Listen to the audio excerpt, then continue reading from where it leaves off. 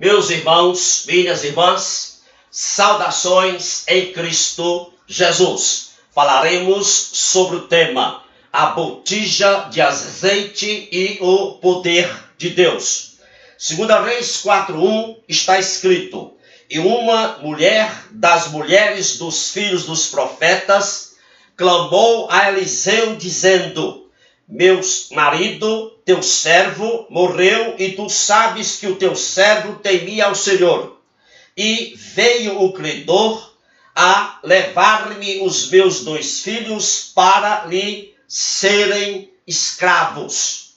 Meus amados, encontramos aqui em 2 Reis capítulo 4, Eliseu ministrando as necessidades de uma viúva e de seus 2 filhos.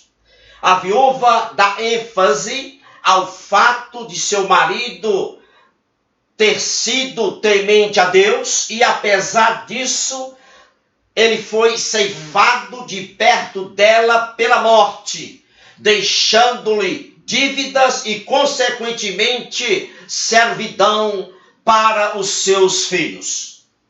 Diante de uma circunstância desse tipo, a incredulidade diz: tudo acontece comigo, tudo cai sobre mim, todas as coisas más me sobrevêm. Mas a fé segura, tranquilamente diz: todas as coisas cooperam para o bem daqueles que amam a Deus, daqueles que são chamados segundo o seu propósito. Meus amados, não esqueça dessa verdade.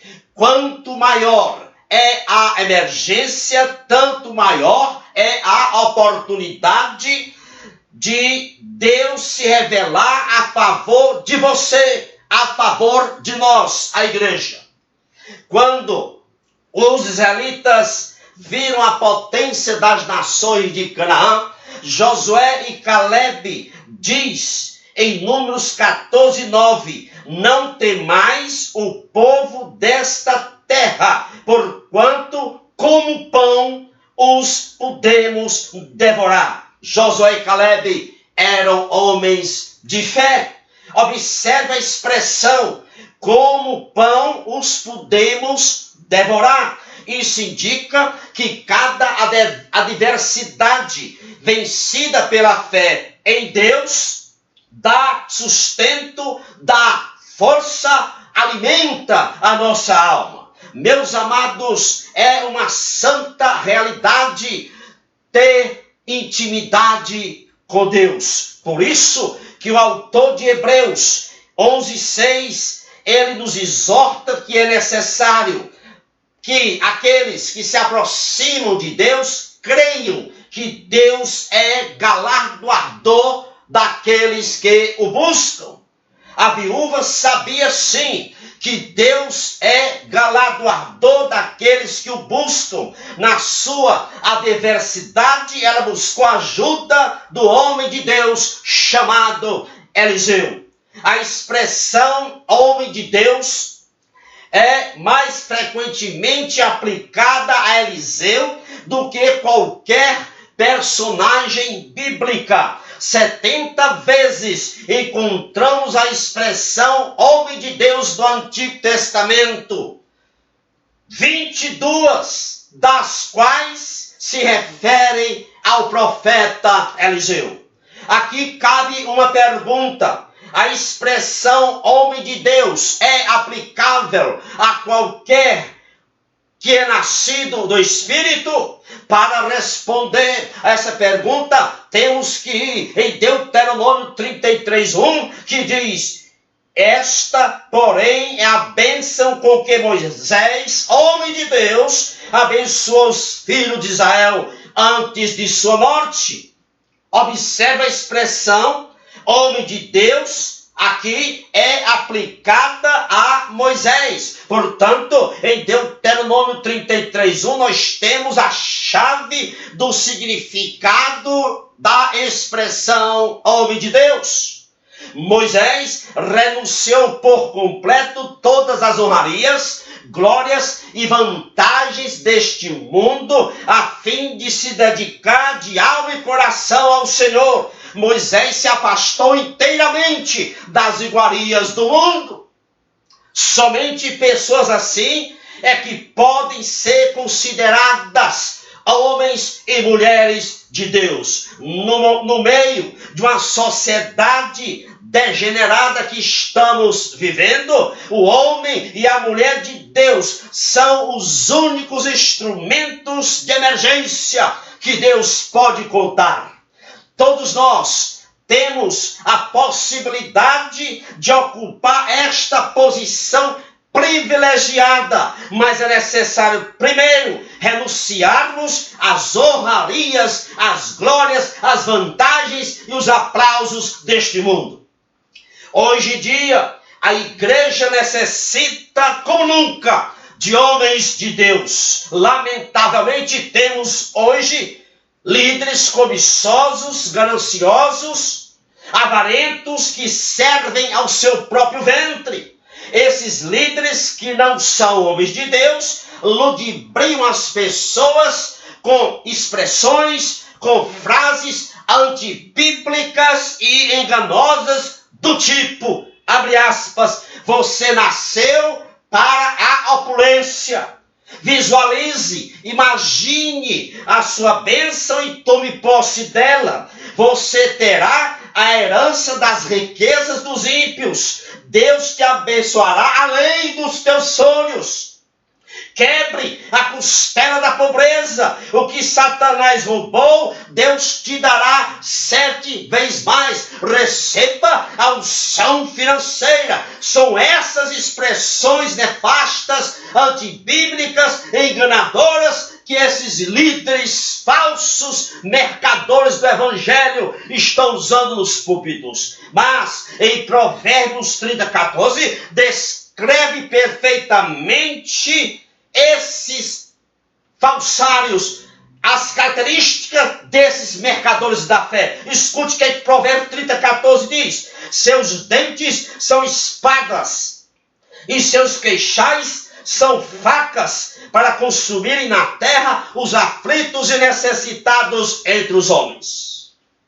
2 Reis 4:2, Eliseu perguntou àquela viúva, o que tens em casa? Ela disse, na minha casa não tem outra coisa a não ser uma botija de azeite. Eliseu não tinha recursos materiais para satisfazer as necessidades daquela viúva. Mas Eliseu podia dizer, como o apóstolo Paulo disse em 2 Coríntios 6:10, pobre, mas enriquecendo a muitos, nada tendo, mas possuindo tudo.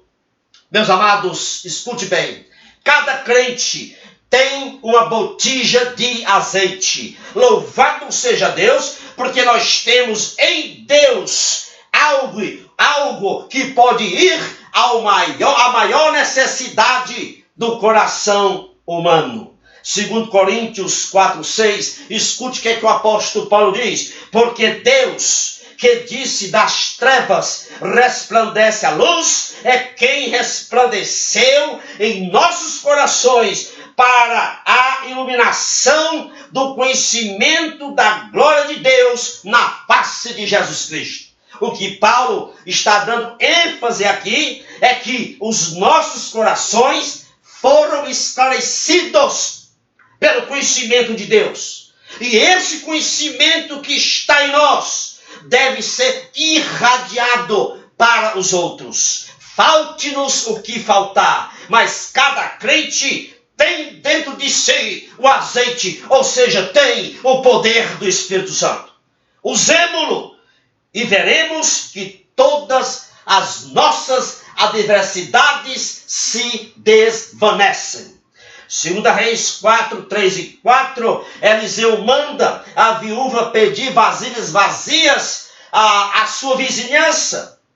E disse a ela que ela se trancasse sobre si e sobre seus filhos e derramasse o azeite da botija em todas aquelas vasilhas vazias. Aqui cabe uma pergunta. Qual era a perspectiva daquela mulher? Ou seja, que perspectiva esta mulher tinha diante de si, aos olhos humanos? O que é que ela estava vendo? Ela via apenas uma botija de azeite, várias vasilhas vazias e 2 filhos órfãos destinados à escravidão. Era isso que os olhos humanos estavam vendo. Os olhos humanos contemplavam isso aí, mas havia algo que a vista humana não via, que era o poder de Deus. Em Mateus capítulo 6, de 1 a 8, diz que os olhos de Deus nos contemplam. E nos versículos de 19 a 34, diz que os nossos olhos devem estar unicamente concentrados sobre Deus. Somente assim as adversidades da vida se desvanecem e encontramos descanso, paz e segurança. A Bíblia registra que o azeite daquela pequena botija encheu todas as vasilhas vazias, satisfazendo a necessidade da viúva. Meus amados irmãos e irmãs, precisamos estar conscientes de que para enfrentarmos as adversidades da vida, nós não possuímos nenhum poder em si mesmo. Nenhum de nós temos poder em nós mesmos. Nenhum. É o poder do Espírito Santo que nos dá frutos em todas as estações de adversidades. É preciso encher o nosso coração das coisas que professamos crer, para que o poder de Deus flua de nós.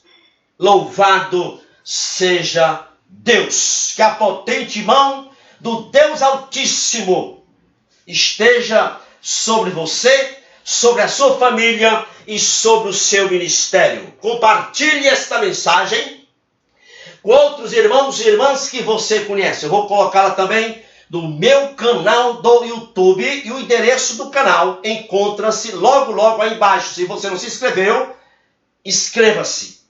Em nome de Jesus, agradecemos. Louvado seja o nosso onipotente Deus. Amém.